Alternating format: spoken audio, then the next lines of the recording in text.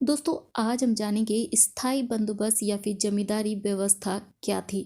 यह व्यवस्था बंगाल, बिहार, उड़ीसा, उत्तर प्रदेश के बनारस तथा कर्नाटक के उत्तरी भागों में लागू की गई थी। वॉरेन हेस्टिंग्स ने लगान की व्यवस्था में सुधार के लिए इजारेदारी प्रथा भी लागू की थी। इससे समस्या सुलझने की बजाय और उलझ गई थी। इस व्यवस्था से किसान बर्बाद होने लगे थे और कृषि पर भी इसका बुरा प्रभाव पड़ने लगा था। 1846 में जब लॉर्ड कॉर्नवालिस गवर्नर जनरल बनकर भारत आए तो उस समय कंपनी की राजस्व व्यवस्था अस्त व्यस्त थी। इस पर वाद विवाद भी चल रहा था। उसके सम्मुख सबसे पहला प्रमुख कार्य कंपनी की लगान व्यवस्था में सुधार करना था। प्रतिवर्ष ठेके की व्यवस्था के कारण राजस्व वसूली में आई अस्थिरता व अन्य दोषों के कारण कंपनी के डायरेक्टरों ने कॉर्नवालिस को आदेश दिया था कि वह सर्वप्रथम लगान व्यवस्था को दुरुस्त करे तथा वार्षिक ठेके की भी व्यवस्था में उत्पन्न दोषों को भी दूर करने के लिए जमींदारों से स्थायी समझौता करे। डायरेक्टरों का यह आदेश अंत में स्थायी व्यवस्था का सबसे मुख्य कारण बना। इसका नतीजा यह निकला कि भू राजस्व या फिर लगान के संबंध में जो व्यवस्था की गई थी उसे जमींदारी व्यवस्था या इस्तमरारी व्यवस्था या फिर स्थायी बंदोबस्त व्यवस्था के नाम से जाना गया। प्रारंभ में इस व्यवस्था में कुछ समस्याएं भी आईं, जिसमें समझौता किससे किया जाए, किसान से या फिर जमींदार से। राज्य की जो पैदावार है इसका कितना भाग लगान के रूप में उन्हें प्राप्त हो, यह समझौता कितने वर्षों के लिए भी किया जाए, यह भी एक मुख्य सवाल था। प्रारंभ में इन समस्याओं के संबंध में जॉन शोर, चार्ल्स ग्रांट और स्वयं कॉर्नवालिस, इन तीनों में ही तीव्र मतभेद था। इन समस्याओं पर पर्याप्त व पूर्ण विचार भी किया गया। अंत में प्रधानमंत्री पिट्स, बोर्ड ऑफ कंट्रोल के सभापति डंडास और कंपनी के director John Shore, Charles grant और कॉर्नवालिस की आपसी सहमति से 1790 में जमींदारी के साथ 10 वर्षों के लिए समझौता किया गया, जिसे 22 मार्च 1793 में स्थायी कर दिया गया। इस व्यवस्था के तहत ब्रिटिश भारत के कुल क्षेत्रफल का लगभग 19% भाग सम्मिलित था। इसकी कुछ विशेषताएं भी थी, जिसमें जमींदारों को भूमि का स्थायी मालिक बना दिया गया था। भूमि पर उनका अधिकार पैतृक था। उन्हें उनकी भूमि से तब तक पृथक नहीं किया जा सकता था जब तक वे अपना निश्चित लगान सरकार को देते रहते थे। किसानों को मात्र रैयतों के नीचे का दर्जा दिया गया था। उनकी भूमि संबंधी तथा उनके परंपरागत अधिकारों को छीन लिया गया था। जमींदार भूमि के स्वयं मालिक होते थे और उन्हें अधिकार था कि वे भूमि को खरीद और बेच सकते थे। जमींदार अपने जीवन काल में या फिर वसीयत द्वारा अपनी जमींदारी भी अपने उत्तराधिकारी को दे सकते थे। जमींदारों से लगान सदैव के लिए निश्चित कर दिया गया था और सरकार का किसानों से कोई भी प्रत्यक्ष संपर्क नहीं रहा था। तय की गई रकम से अधिक वसूली करने पर उसे रखने का अधिकार जमींदार को दे दिया गया था।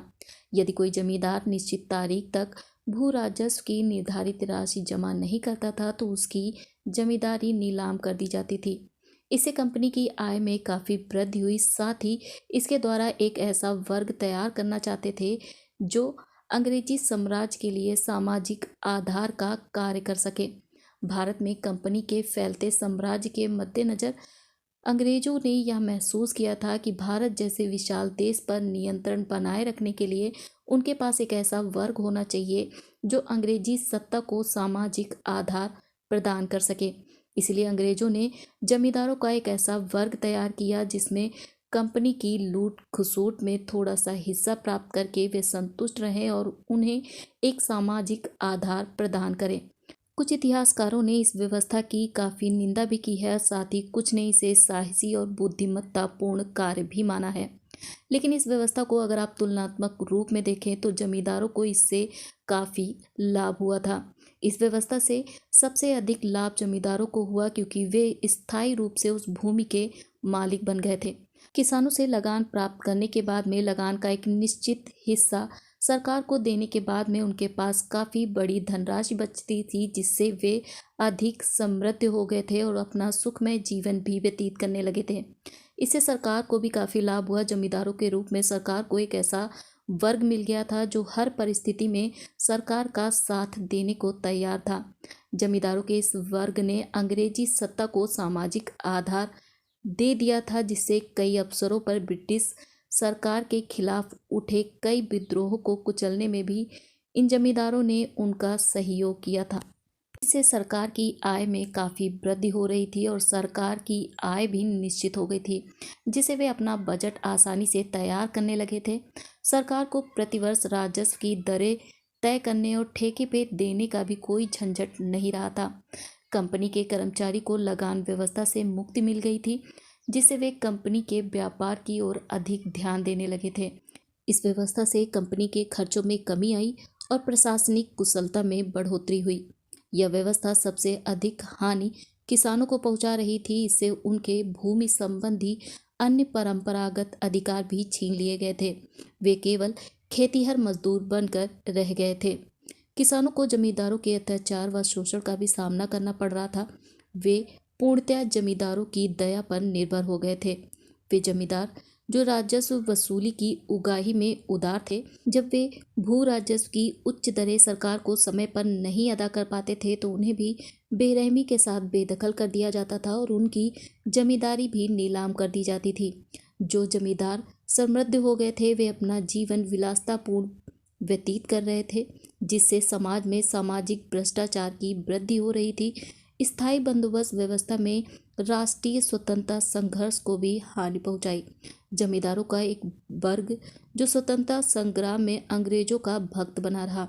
कई अवसरों पर उसने राष्ट्रवादियों के विरुद्ध सरकार की मदद भी की थी। इस व्यवस्था से किसान दिनों दिन निर्धन होते गए और उनमें सरकार तथा जमींदारों के विरुद्ध असंतोष बढ़ने लगा। इस प्रकार इस व्यवस्था ने कुछ कृषक आंदोलन की पृष्ठभूमि तैयार करने में भी अप्रत्यक्ष भूमिका निभाई।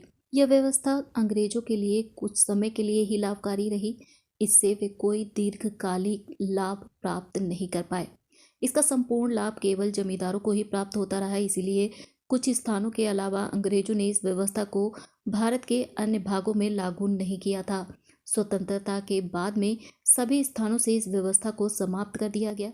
तो दोस्तों, आज का ये वीडियो यहीं पे समाप्त करते हैं। मिलते हैं आपसे अगले वीडियो में। तब तक आप इस वीडियो को अपने दोस्तों के साथ में और परिवार वालों के साथ में शेयर करना ना भूलें और इस चैनल को सब्सक्राइब जरूर करें। मिलते हैं अगले वीडियो में। तब तक के लिए thanks for watching and take care.